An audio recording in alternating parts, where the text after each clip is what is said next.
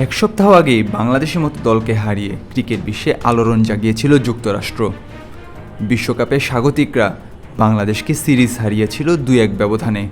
অনেকেই বাংলাদেশের হারকে অঘটন হিসেবে দেখলেও বিষয়টি যে অঘটন ছিল না সেটির প্রমাণ মার্কিনীরা দিয়েছে বিশ্বকাপের উদ্বোধনী ম্যাচেই। কানাডাকে তারা হারিয়েছে 7 উইকেটের ব্যবধানে।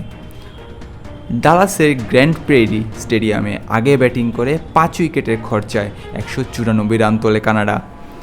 আইসিসির কোনো সহযোগী দেশের টি-20 বিশ্বকাপে এটি সর্বোচ্চ সংগ্রহ। কিন্তু সেই রেকর্ড বেশিক্ষণ ধরে রাখা সম্ভব হয়নি কানাডার পক্ষে।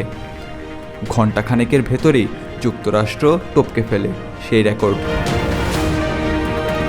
রান তাড়ায় ব্যাট করতে নেমে অ্যারন জোন্সের 40 বলে অপরাজিত 94 এবং অ্যান্ড্রিয়াস গাউসের 46 বলে 65 রানের সুবাদে হেসে খেলে জয়ের বন্দরে পৌঁছে যায় স্বাগতিকরা।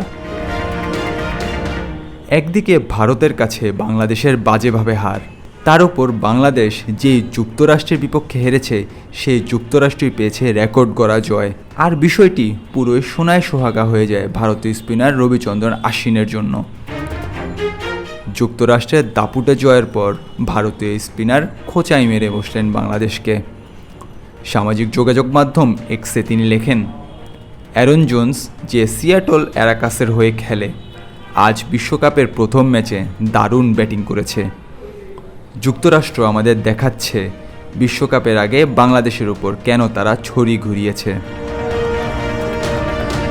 যুক্তরাষ্ট্রের জয়ের নায়ক জোন্সের প্রশংসা করেছেন সাবেক ভারতীয় ক্রিকেটার ওয়াসিম জাফরও। তিনি এক্সে লিখেছেন, অ্যারন জোন্সের কি দারুণ ক্লিন হিটিং, এক ইনিংসে 10টি ছক্কা মারা অবিশ্বাস্য, দারুণ খেলেছে। এখন খোঁচার জবাবটা বাংলাদেশ কিভাবে দেয় সেটি দেখার বিষয়। Nahiyan Arifin, on field.